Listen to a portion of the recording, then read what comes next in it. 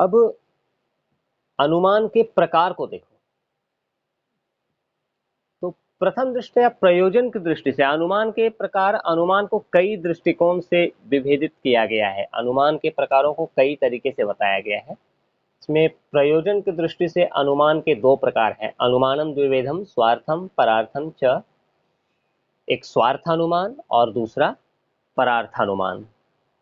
जहां स्वयं के लिए कोई ज्ञान प्राप्त करते हैं, अपने ज्ञान के लिए जब अनुमान करते हैं तो उसको स्वार्थानुमान कहते हैं, inference of for on self. स्वार्थम स्वानुमिति हेतु, अपने लिए अनुमान करना, ये स्वार्थानुमान होता है। और स्वार्थानुमान की एक खूबी है कि जो पंचावयव वाक्य जो होता है, प्रतिज्ञा हेतु उदाहरण उपनय और निगमन, इनको क्रमबद्ध रूप में रखने की आवश्यकता नहीं होती है। या यहाँ जो पक्ष हेतु साध्य, यहाँ वाक्यों को क्रमबद्ध रूप में रखने की कोई आवश्यकता नहीं है, क्योंकि यहाँ हमें केवल स्वयं के लिए ज्ञान करना होता है। तो हम जैसे समझ पाए उस तरह से हम ज्ञान प्राप्त करते हैं, उस तरह से अनुमान कर लेते हैं। लेकिन जब परार्थानुमान करते हैं, अर्थात परार्थानुमान को बताते हुए कहा गया कि दूसरों की शंका को दूर करने के लिए किए जाने वाले अनुमान को परार्थानुमान कहा जाता है। जब किसी दूसरे को ज्ञान कराने के लिए अनुमान करते हैं तो उसे परार्थानुमान कहते हैं। परार्थानुमान को बताते हुए अन्नम भट्ट ने कहा है कि स्वयं धूमाद अग्निमनुमाय परम प्रतिबोधयितुम पंचावयव वाक्यम प्रयुज्यते तत्परार्थानुमानम। उन्होंने कहा कि स्वयं धूम से अग्नि का अनुमान, धुआं से अग्नि का जो अनुमान किया, ये दूसरे को समझाने के लिए जब 5 अवयव वाले वाक्य का प्रयोग किया जाता है तब वह परार्थानुमान है। वो 5 अवयव क्या है? प्रतिज्ञा, हेतु, उदाहरण, उपनय और निगमन।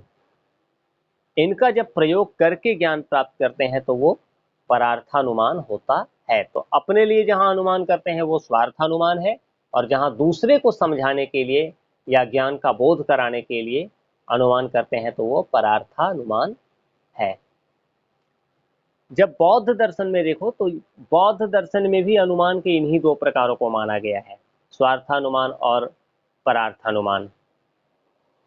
वहां भी यही कहा गया, अनुमानम द्विविधा स्वार्थम परार्थम चैति।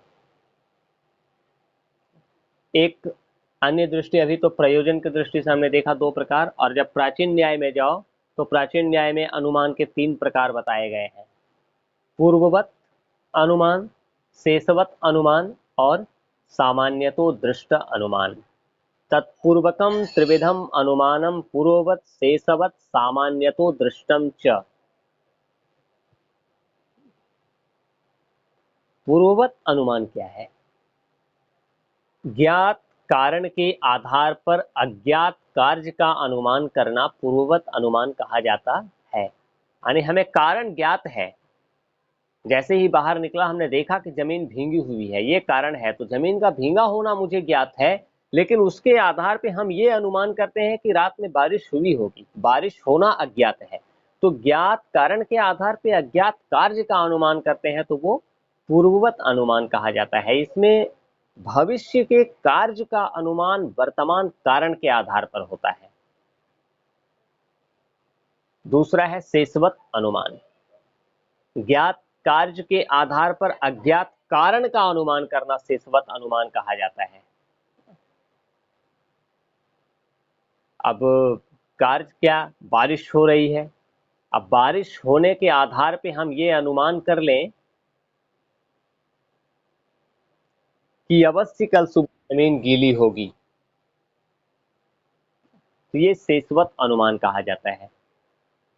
यानी कारण के आधार पे कार्य का अनुमान करना पूर्ववत अनुमान, और कार्य के आधार पे कारण का अनुमान करना शेषवत अनुमान है।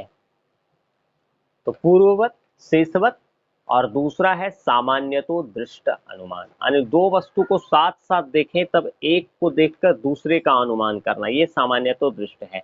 जब दो विद्यार्थी को हमेशा साथ साथ पढ़ने के लिए आते हुए देखते हैं और एक दिन किसी एक को देखते ही हम ये अनुमान तुरंत करते हैं कि दूसरा भी अवश्य आया होगा, यही सामान्यतो दृष्ट है।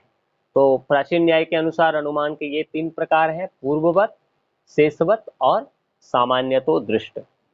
बाद में जो नव्य नैयायिक आए, प्राचीन न्याय के प्रणेता गौतम थे और नव्य न्याय का प्रारंभ गंगेश उपाध्याय से होता है। नव्य न्याय का प्रवर्तन गंगेश उपाध्याय ने तैयार किया है, ये ध्यान रखना। पूछा जा सकता है कि नव्य न्याय के प्रणेता कौन है, तो गंगेश उपाध्याय से नव्य न्याय का प्रारंभ होता है। और नव्य न्यायिकों ने अनुमान के 3 प्रकार बताए हैं, केवलान्वयी, केवल व्यतिरेकी और अन्वय व्यतिरेकी।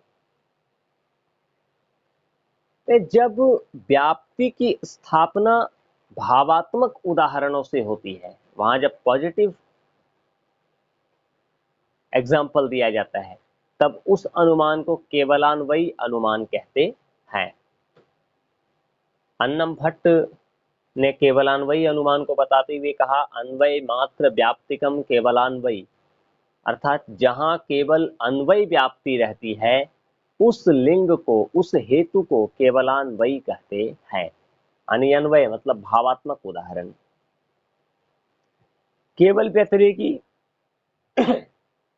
अनुमान है दूसरा। इसको बताते हुए कहा गया कि जिस अनुमान में व्याप्ति की स्थापना निषेधात्मक उदाहरणों के द्वारा संभव हो, उस अनुमान को केवल व्यतिरेकी अनुमान कहा जाता है।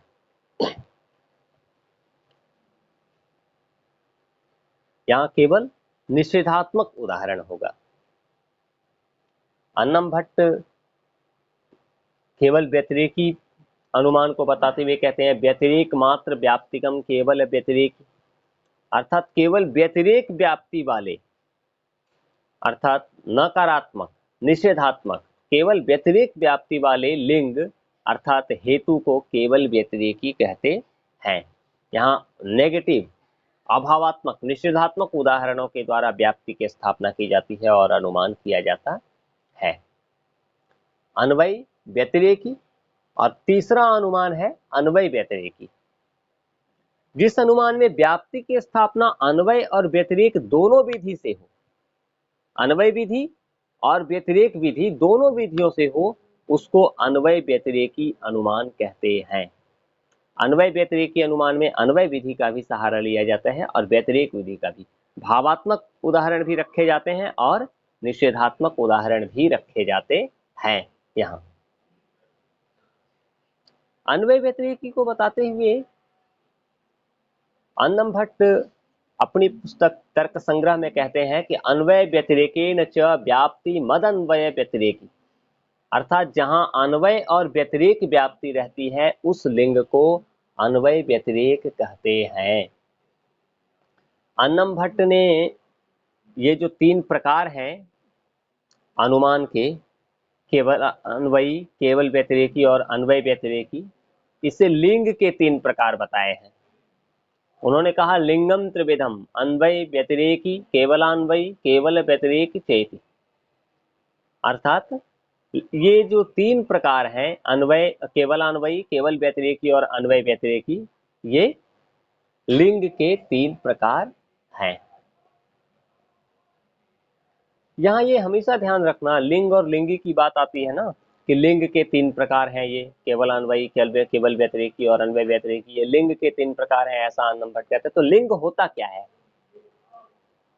इसी तरह लिंगी की बात आती है, धुआं आदि जो हेतु है, जो कारण होता है, उसको लिंग कहते हैं, और अग्नि आदि जो साध्य है उसे लिंगी कहते हैं। जिस माध्यम से ज्ञान प्राप्त होगा, अनुमान होगा, जिसके द्वारा अनुमान होगा, वो हेतु होगा और हेतु को ही लिंग कहते हैं। और जो ज्ञान होगा, जो साध्य होगा, वही लिंगी होगा।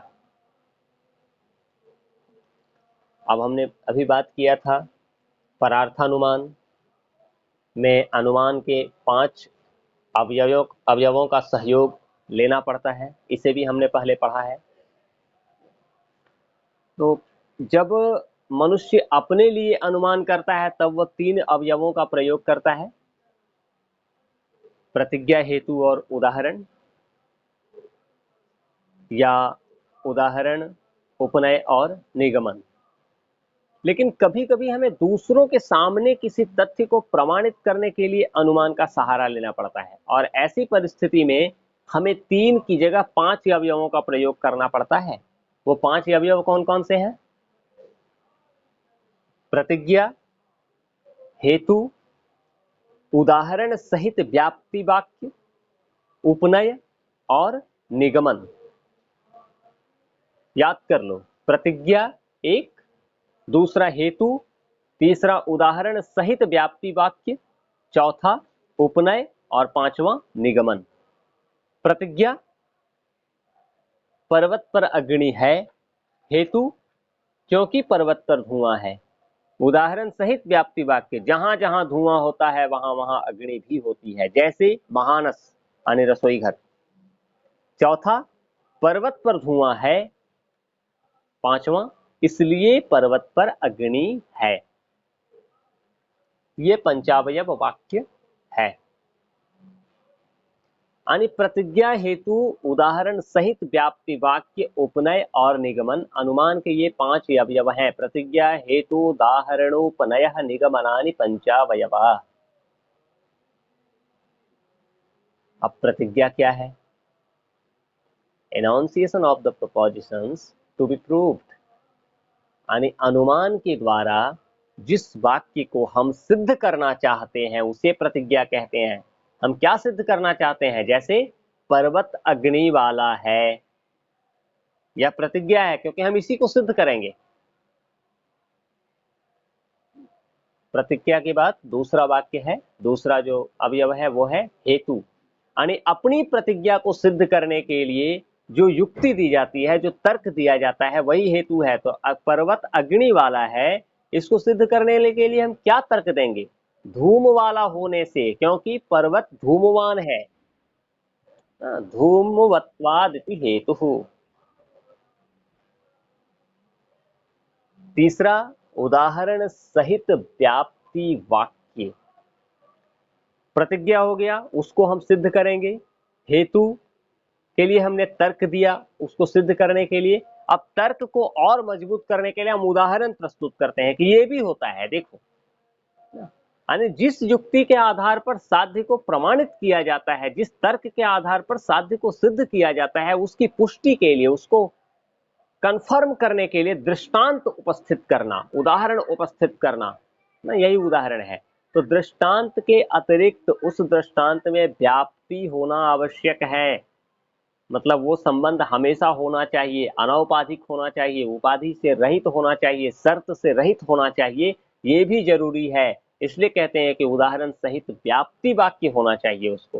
तो हेतु और साध्य का जो अनिवार्य संबंध है वो हमेशा रहेगा, उसी को व्याप्ति कहते हैं। यानी जहां जहां धुआं है वहां वहां अग्नि है, ये व्याप्ति होगा। लेकिन अगर कहेंगे जहां जहां अग्नि है वहां वहां धुआं है, तो ये व्याप्ति नहीं होगा, क्योंकि कई एक ऐसा जगह मिल जाएगा जहां अग्नि तो है लेकिन धुआं नहीं है। तो यहां हमने तीसरा जो दिया उदाहरण सहित व्याप्ति वाक्य, इसका उदाहरण क्या दिया? जो जो धूम वाला है वह अग्नि वाला है, जैसे महानस। यो यो धूमवान स स वहनी मानित्युदाहरणम। जहां जहां धुआं है वहां वहां अग्नि है, जैसे रसोई घर। और चौथा अवयव है उपनय, यानी उदाहरण के साथ हेतु और साध्य का व्यापक संबंध दिखलाने के पश्चात, हमने रिलेशन दिखा दिया है उदाहरण सहित व्याप्ति वाक्य में। रिलेशन दिखाने के बाद अब तर्क को, जो हमने तर्क प्रस्तुत किया था, जो हेतु दिया था, उसको अपने पक्ष में दिखलाना, यही उपनय है। कहते हैं वैसे ही यह पर्वत धूमवान है, ये उपनय है। तथा चाय मृत्युपनय, अब यहाँ हेतु को हम अपने पक्ष में दिखलाते हैं, यही उपनय है। और पांचवा अवयव है निगमन। 4 आधार को लेने के बाद, 4 अवयवों के बाद प्रतिज्ञा सिद्ध हो जाती है। जो हमने प्रतिज्ञा लिया था पर्वत पर अग्नि है, वो सिद्ध हो गई। और प्रतिज्ञा जब सिद्ध हो जाता है तो उसी को निगमन कहा जाता है। जैसे इस कारण से वैसा है, यह पर्वत अग्नि वाला है, तस्मात् तथेति निगमनम, यही निगमन है। तो ये 5 अवयव समझ में आए, प्रतिज्ञा, हेतु, उदाहरण, उपनय और निगमन। प्रतिज्ञा, पर्वत पर अग्नि है। हेतु, क्योंकि पर्वत पर धुआं है। उदाहरण, जहां जहां धुआं है वहां वहां अग्नि है, जैसे रसोई घर। उपनय, क्योंकि पर्वत पर धुआं है। निगमन, इसलिए पर्वत पर अग्नि है। हमें यही सिद्ध करना था पहले वाक्य में, और अंततः सिद्ध हो गया कि पर्वत पर अग्नि है। इस पंचावयव में देखो, अंतिम जो 2 अवयव है, उपनय और निगमन, ये प्रथम 2 की पुनरावृत्ति है, प्रतिज्ञा और हेतु की। यानी जो हेतु है वही उपनय है और जो प्रतिज्ञा है वही निगमन है। तो प्रथम 2 की पुनरावृत्ति है अंतिम 2। और यही कारण है बौद्ध दर्शन में या तो फिर शांकर वेदांत दर्शन में प्रथम 3 अथवा अंतिम 3 को पर्याप्त माना गया। बौद्ध दार्शनिक कहते हैं, बौद्ध तर्कशास्त्री कहते हैं कि आप पहला 3 ही उदाहरण ले लीजिए, प्रतिज्ञा, हेतु और उदाहरण सहित व्याप्ति वाक्य, अथवा अंतिम 3 ले लीजिए, उदाहरण सहित व्याप्ति वाक्य, उपनय और निगमन, ये पर्याप्त है। 5 अवयवों की कोई आवश्यकता नहीं है। लेकिन न्याय दर्शन ऐसा नहीं मानता है। न्याय दर्शन कहता है स्वयं के अनुमान में, यानी स्वार्थानुमान में, स्वयं के ज्ञान के लिए जब अनुमान करते हैं तब ये 3 अवयव पर्याप्त है। जब हम अपने लिए अनुमान करेंगे तो प्रतिज्ञा, हेतु और उदाहरण अथवा उदाहरण सहित व्याप्ति वाक्य, उपनय और निगमन पर्याप्त है। हम केवल 3 के आधार पर ज्ञान प्राप्त कर लेंगे, ज्ञान कर लेंगे, अनुमान कर लेंगे। लेकिन यदि दूसरे को ज्ञान पर्याप्त प्राप्त करवाएंगे, दूसरे को ज्ञान के लिए करेंगे, तब 3 नहीं होगा। स्वार्थानुमान में इसका कारण यह है कि स्वार्थानुमान में आधार वाक्य को क्रम में रखने की आवश्यकता नहीं होती है। जब हम अपने लिए अनुमान करते हैं तो जो वाक्य हमने लिया उसको किसी क्रम में रखने की कोई आवश्यकता नहीं है, हम जैसे चाहें वैसे समझ लेंगे अपनी सुविधा के अनुसार, तो वहां 3 वाक्य पर्याप्त है।